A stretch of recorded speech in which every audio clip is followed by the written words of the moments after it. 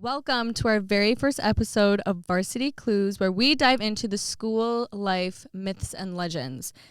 I'm Bianca Di Felice. I'm Jonina Charles. Hey, I'm David Leo. I'm Alexander Cianfarani. And we are going to be your host of our very new podcast for Emerge 2022. So what kind of myths and legends have you guys heard around schools? Like, what are some that you think are like typical, you've seen in movies, TV shows? I have a list. I'll go over the list, but what do you guys, what have you guys seen? I'd say like a haunted theater or something like that, Yeah. or a locker or something like that. Yeah, I agree.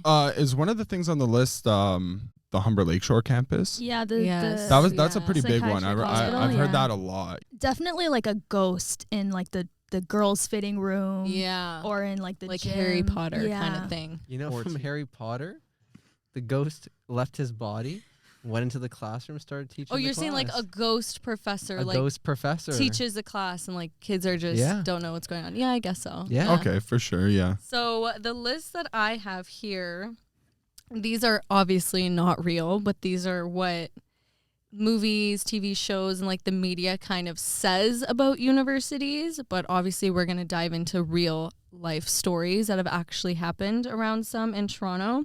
So the first one is the Halloween massacre. So this is like Scream, kind of. Someone wears a mask. It's a Halloween party.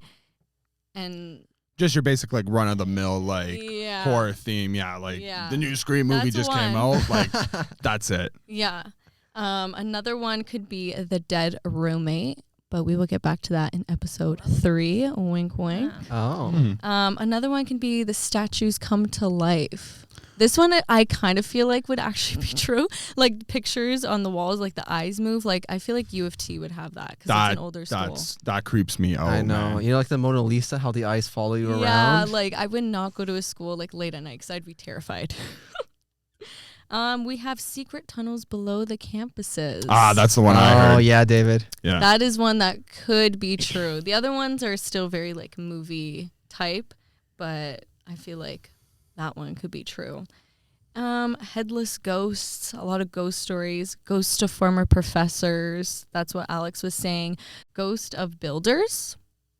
Oh, like somebody that died when Building constructing a the school. thing. Well, maybe Those are that's- big ones. That And could be that's one. big around like not even just campuses and stuff, but like anytime like a big building goes Building. up, there's always stories about that. Yeah. So like I wouldn't be surprised if we have a few of those somewhere Yeah. around. Like I feel like someone definitely had to pass making like the CN Tower. Buried alive. Like 100%. all the way to the Oh, yeah. top. 100%. Like no way. So that's just some of the myths and legends that are like lies, like people would assume, but we're going to start diving into our real stories. The first story that we're going to talk about is called Humber College or Asylum.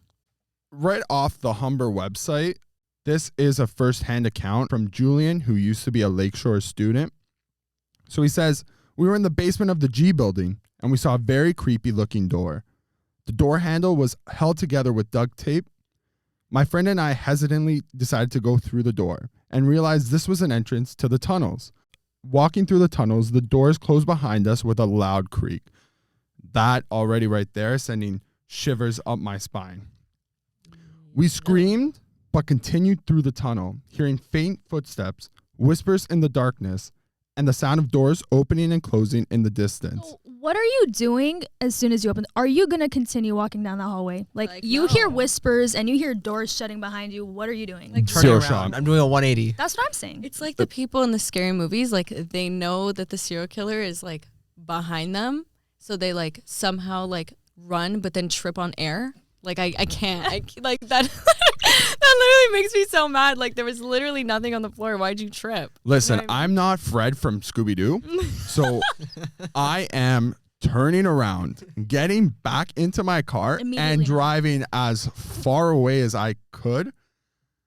But that being said, that stuff kind of intrigues me. So, like, at the end of the day, like, if you're hearing, like, creaks and stuff, like, it could just be, like, going on in, like, your head. So, like, who's to say, like, that they didn't hear stuff? Or maybe some of that stuff was, like, It could be someone flushing a toilet. Yeah, it could have literally been anything. It could have been like the school and like the foundation like settling, like that could have been a cause for the creaks. I feel like we need a little backstory though, because what is the Humber? So that's an experience. So right now we covered an experience, but the story behind it's kind of juicy because it's the first ever in Ontario to introduce shock therapy to its patients.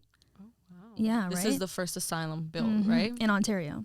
According to Jennifer Bazar, which is the curator of the Lakeshore Grounds Interpretive Center, there was a patient from Lakeshore who was the first to undergo psychosurgery in Ontario, according to her.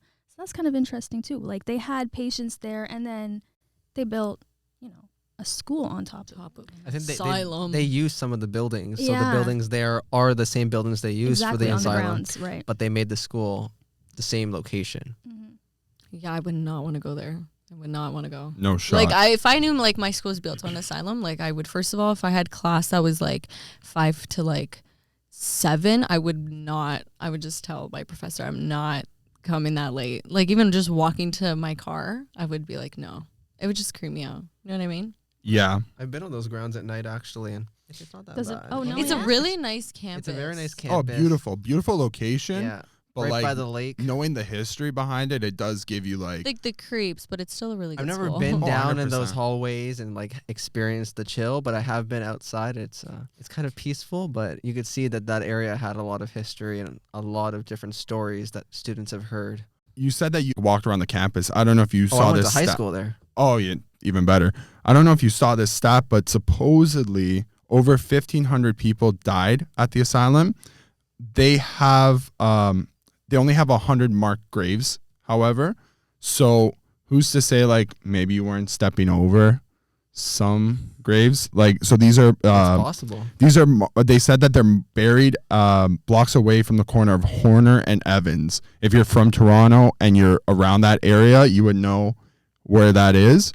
I personally haven't been down that area, but I'm assuming Alex has a general idea of where that is. But it's just like crazy to think about, like to just put a road on top of like unmarked graves. Like that is terrifying. Very, very creepy. That was the first creepy discussion. Let's go on to our next story. So our next story is called Ryerson's Haunted Theater. Okay, so let me read this story. Ryerson's Haunted Theater is on the location of the downtown campus. This theater opened in 1887 at the Ontario College of Pharmacy, and it has seen students ever since. There's rumors going on that it's haunted because students would see dissected cadavers, and it's here where most of the reported paranormal activity was said to occur, obviously, because there's cadavers. But there's no reports of like seeing any of these on the property ever since 1966. So what are people seeing? The reports of a white female, students having their name whispered in the school while they're alone, flickering lights, a self-playing piano, like gusts of wind. So all of these things, like the building's definitely haunted. Like you can't have any other thought. So just like typical ghost story stuff. It's even been investigated by Toronto Ghost and Haunting Research Society, and yeah, that's a thing apparently. Fancy. Now, numerous reports from the Ryerson University newspaper have done their own investigation, but these investigations are saying that it's false. Obviously, there's no proof, but these cadavers were seen by some students. Even in the Ryerson archives, there's no proof that there was even a morgue or anything that would have these cadavers. So I don't know if people are seeing the real thing or they're just getting spooked out. That's crazy. That Imagine pulling out a monologue from King Lear and just seeing a cadaver in the crowd. Like, that is wild. I mean, just because it's not in the archives doesn't mean it doesn't exist. It could have actually been there in the first place. Yeah, for sure. I feel like anything made in like 1800s to like 1950s just already is creepy. creepy. Just creepy. It's giving me 100%. that creepy vibe. Yeah. Oh, yeah. The ghost vibe. What do you guys feel about that story? It's Spooky. giving me like I'm haunted mansion kind of vibes. Yeah. Like with the gusts of wind and The lights. the lights on and flickering. Yeah, that's just like any typical like haunted house story. Like you watch any of them. Like animal, what's it called?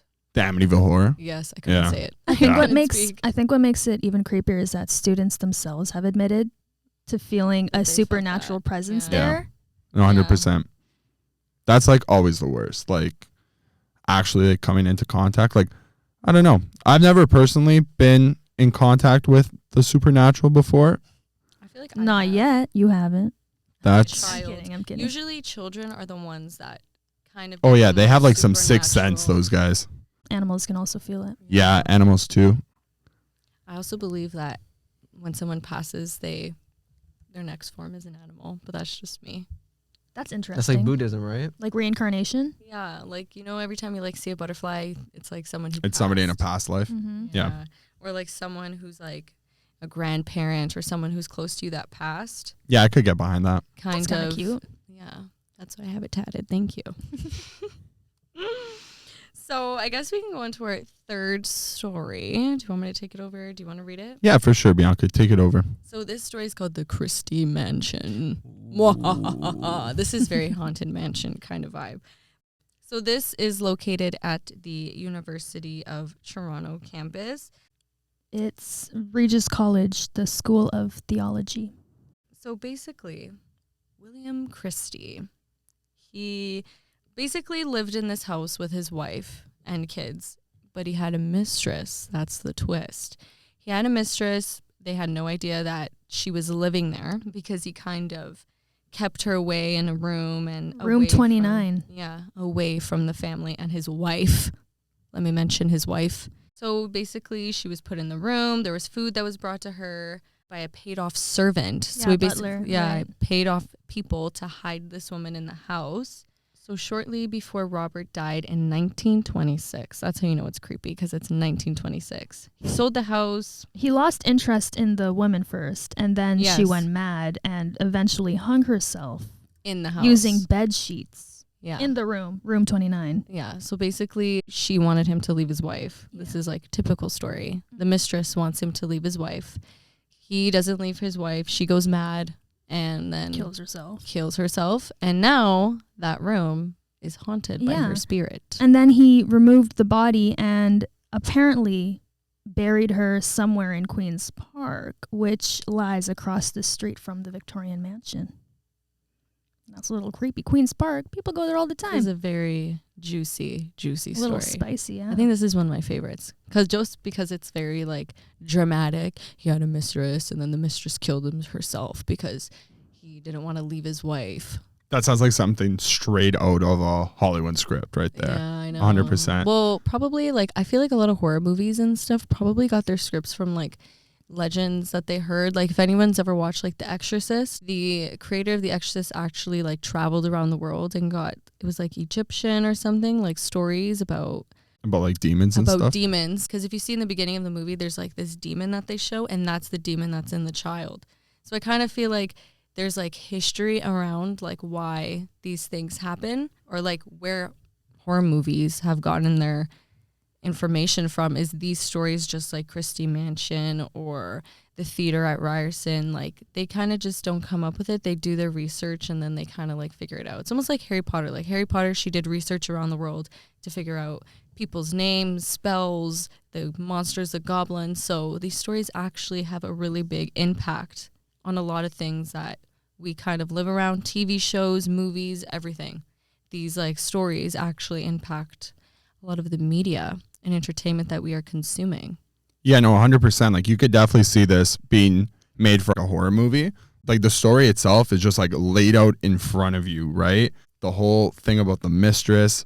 Yeah, it's definitely surreal. Yeah, like it's kind of giving me The Shining vibes. Like, Yes. like you know what I mean? Like made for like the book right into the movie. Mm-hmm. Like you could definitely follow this story and, you know, maybe update it for like a modern spin for sure. So we never finished the story. So basically, after Robert sold the mansion to U of T, he died. And many believe that the ghost of Robert's mistress still haunts the mansion, and people have reported being locked in behind the wood paneling until someone from outside the room has come to let them out. So that is kind of spooky. Very. Very creepy. On the article, there's the Christie House today, Mr. Christie had no desire to remain in the house in 1926 after she had passed. So the University of Toronto bought her husband's house. Mr. Christie's wife no longer want to live there, so she had sold the house, and she lived until 1954. So the University of Toronto bought her husband's old home from the Sisters of St. Joseph, and since then they have leased it out to a college, the college Regis, you mentioned, right. yeah, and the university's theological school. I mean, So- if you guys ever want to go check it out, it's 100 Wellesley Street West. So if you ever feel like getting the Yeah. spooks, you know. Yeah, I'm gonna go in there with like the ghost detection equipment and Oh my like God, the that EMF show. reader, whatever they're Beep, called. beep, beep, beep, beep, beep. Oh, there's Yeah, a ghost. Gonna be a real Ghostbuster in there. For Oh, sure. TM. I don't want to get copyrighted. Sorry. No I don't problem. mean Ghostbuster. We make Mythbusters. Mythbusters. We're Mythbusters over here. Busting myths left, right, and center. Guys are supposed to laugh at my joke. That's not funny. Someone cue the laugh track. So, I mean, if any student like ever wants to like go and visit these places, they're open. They're campuses. You can probably walk in. Obviously, be safe because it's still COVID. There might be vaccine mandates. Yeah. Yeah, I don't know, those are stay ending, I think, safe for soon. sure. Yeah. I know for sure the tunnels at the Yeah. Lakeshore campus. I know that they were offering tours, and that's where a lot of the stories came from, where a lot of people heard like happenings going on. So I know for sure that has a tour like aspect to it. Like they've kind of like commercialized that. I'm not too sure about the other places on our list. Does anybody know if like the Christie Mansion was like open to the public? Well, it's used for the school. It is like, a the school school, uses yeah. it. It's a school The Okay. the College. yeah, for the college. for what is it, Regis It's at the College? Regis College. theological Yeah, school. the School of Theology, yeah. Yeah. But I think that was a good conversation, guys. Good Oh, way 100%. to start off our first episode, kind of give you guys a little sneak peek about what we're going to be continuously talking about in our next 2 episodes. Our next episode is about sports. Sports. Let's go sports. Sports Whoop, whoop. in schools. So I guess we want to reach out to everybody and say, if you know anybody who's played on a sports team and they have any creepy, weird kind of legends, any rituals that they do that they kind of believe bring them luck, we would love to have conversations about it and bring it and have an open conversation. We also want to include our very lovely audience into our conversations. So if you guys have any stories or anybody that you know we can reach out to, You can put up a survey or something. yeah, we could do another survey. We could post on our Instagram accounts, and we can kind of get everybody involved in our podcast, which we would love. So if anybody knows anyone who plays any sport, any school, Like but varsity, keep it in whatever. on Any Ontario. ritual, whatever you have. yeah, keep Yeah. it in Send it Ontario. Yeah. So any legends, rituals, myths, obviously keep it PG-13, but I think that's it. Or try to at least. I mean, if the story's really bad, we could try to make it PG-13. We'll That's filter fine. it. That's fine. We'll filter it. Maybe. We'll filter it out. Anyway, so thank everybody for listening to our first podcast. And we we'll hope see you enjoyed it. And we'll Yeah. talk to you guys next time. Yeah, see you on the next one. All right. Yeah, I hope we didn't scare you too much. Ah. Uh,